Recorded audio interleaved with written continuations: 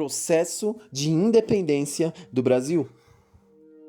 O processo de independência do Brasil aconteceu de fato durante a regência de Pedro de Alcântara no Brasil.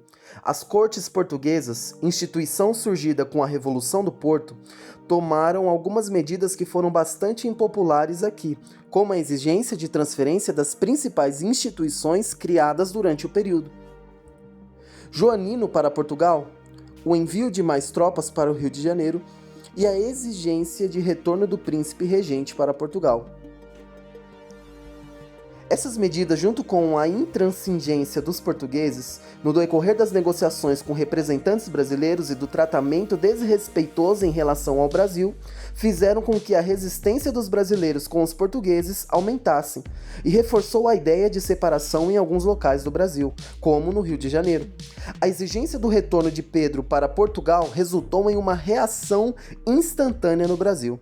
Em dezembro de 1821, chegou a ordem exigindo o retorno de Pedro para Portugal, e como consequência disso, surgiu o Clube da Resistência. Em janeiro de 1822, durante uma audiência do Senado, um documento com mais de 8.000 assinaturas foi entregue a Pedro. Esse documento exigia a permanência do príncipe regente no Brasil.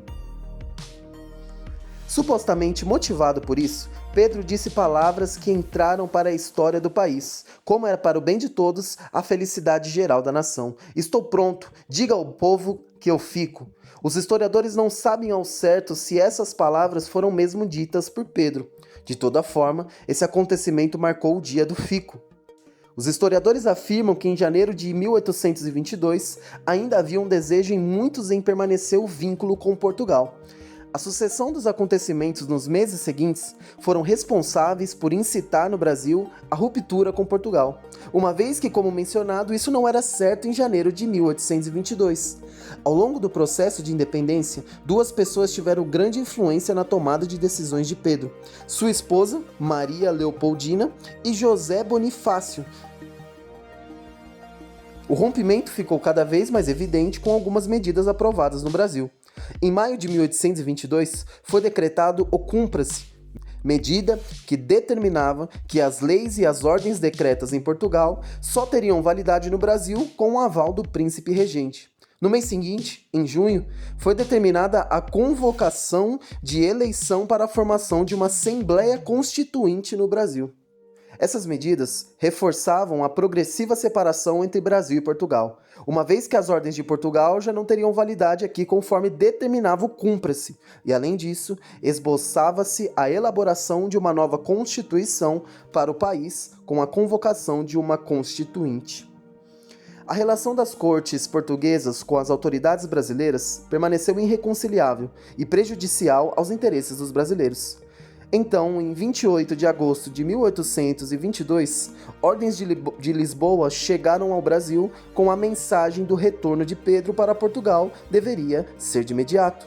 Além disso, anunciavam-se o fim de uma série de medidas em vigor no Brasil, e tidas pelos portugueses como privilégios, e os ministros de Pedro eram acusados de traição.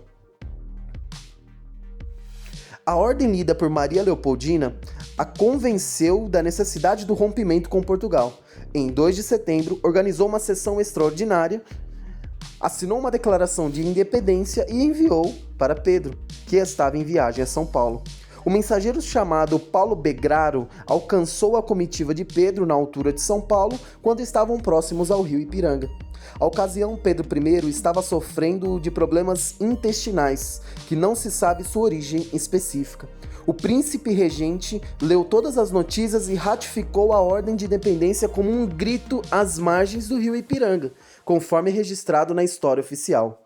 Atualmente, os historiadores não têm evidências que comprovem o grito do Ipiranga. O 7 de setembro não encerrou o processo de independência do Brasil. Esse processo seguiu-se com uma guerra de independência e nos meses seguintes, acontecimentos importantes aconteceram, como a aclamação de Pedro como sendo imperador do Brasil no dia 12 de outubro e sua coroação que aconteceu no dia 1º de dezembro.